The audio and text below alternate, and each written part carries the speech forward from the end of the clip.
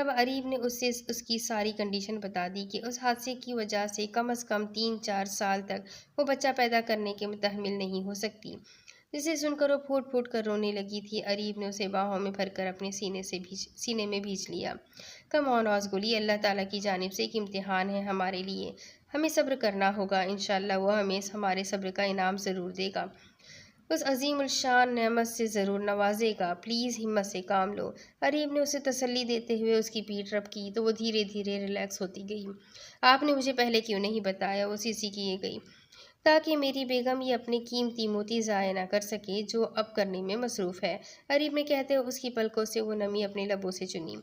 relax honey, ابھی تم اپنے بڑے بچے کو جھیل لو، جھیل تو رہی ہو، یہی بڑی بات ہے، اس کے بچے جب سنبھالو گی تو سب سنبھال لو گی نا، ابھی تو مجھے برداشت کر لو تو بڑی بات ہے، اریب نے کہتے اسے اپنی پناہوں میں چھپا